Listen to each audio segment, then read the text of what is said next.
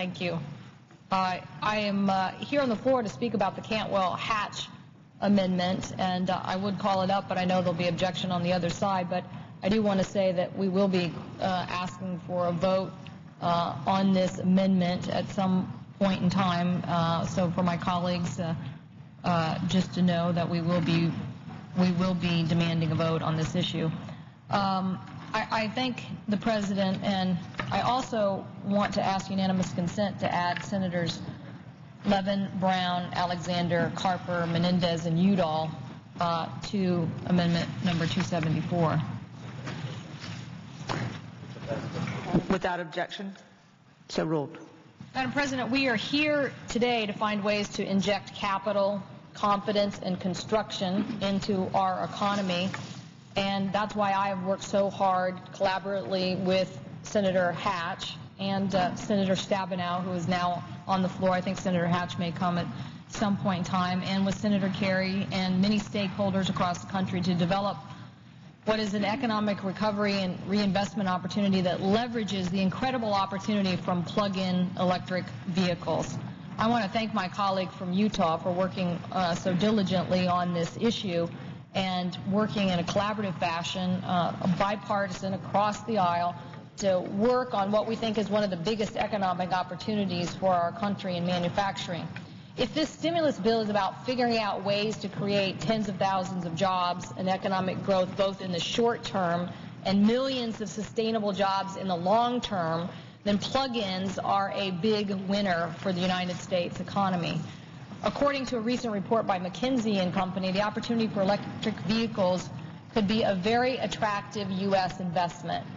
They note that the total market for North America and Europe, and you combine that with Asia, could be as much as $120 billion by 2030.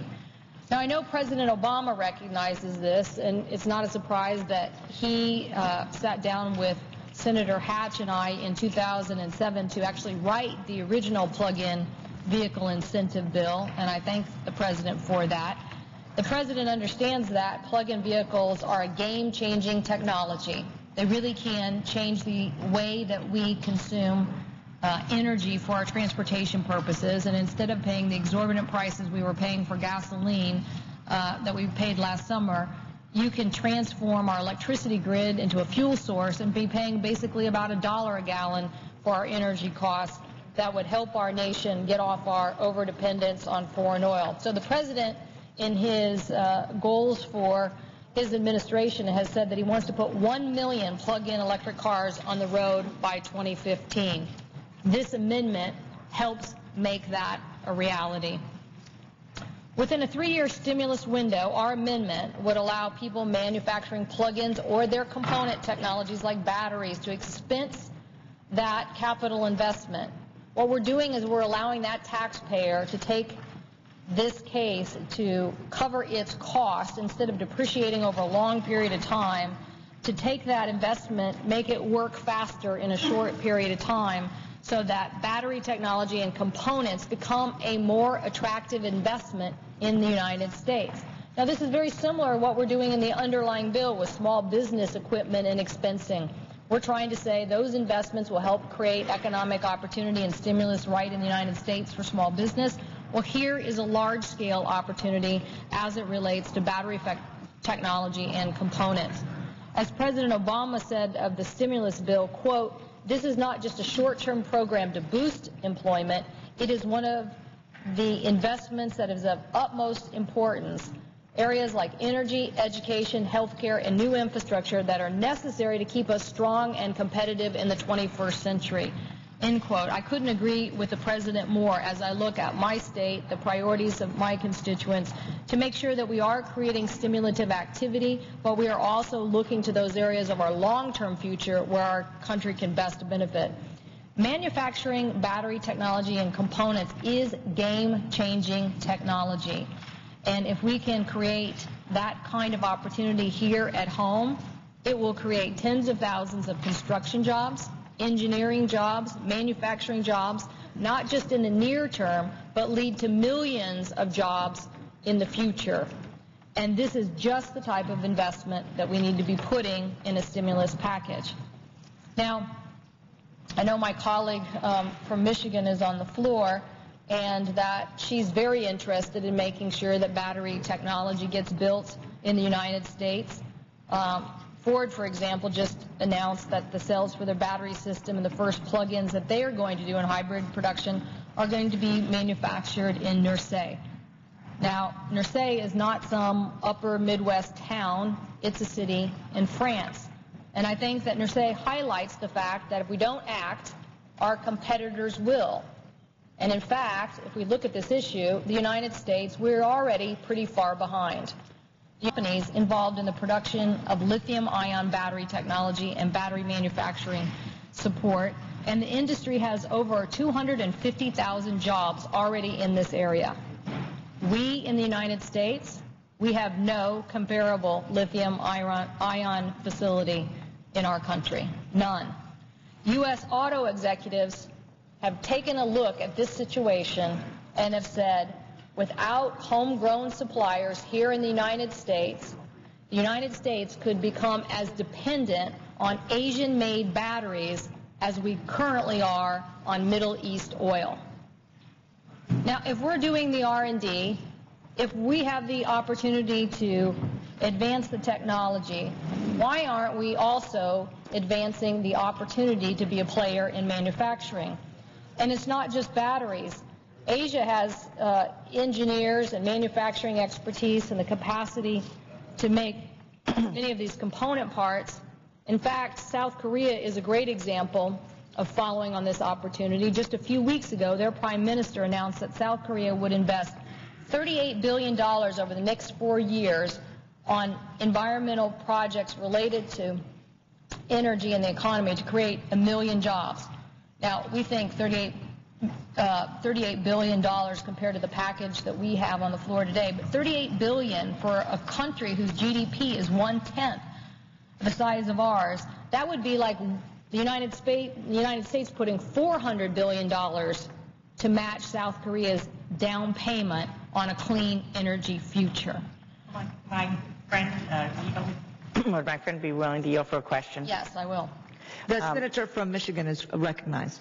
Thank you. I want to ask a question of the senator from Washington State, but I first want to just thank you for your vision. You have been the person who has understood that this is more than just about research and development, that this is about actually putting assets in America and jobs here in America through manufacturing. And I want to thank you for your vision, and it's been my honor and pleasure to work with you on this.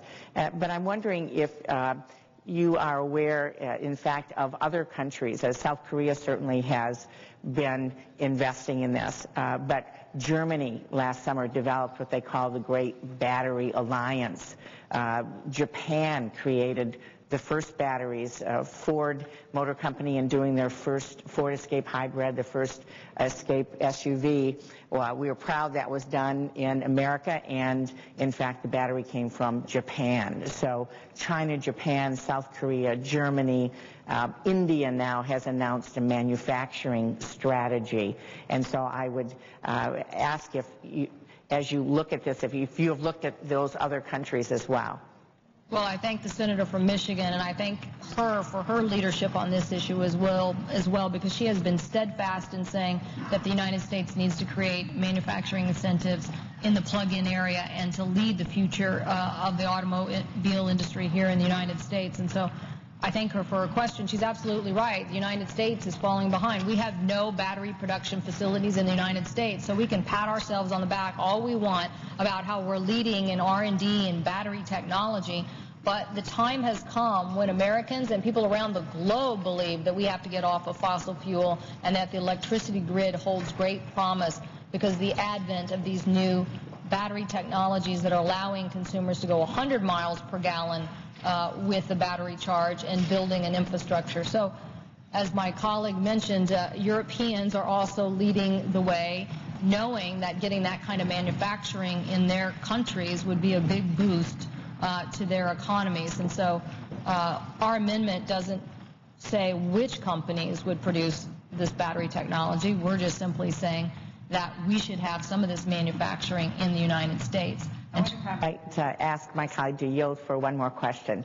I just came from a very large conference called the Blue Green Conference with about 2,500 people who are in town from environmental groups, labor organizations, business organizations, focused on exactly what you're talking about.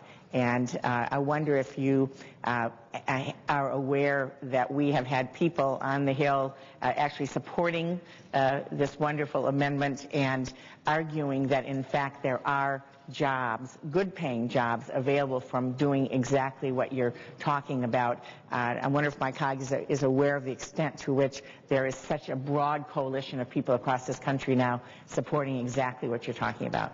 Well, I think the electrification of automobiles as an energy source is gaining a lot of attention. And so there are estimates by those who are talking about building a smart grid and having cars and the sensitivity to have the plug-ins get the right amount of electricity at the cheapest price during the evening and turning our cars into storage capacity. So basically using electricity that we couldn't previously use because it was just going unused.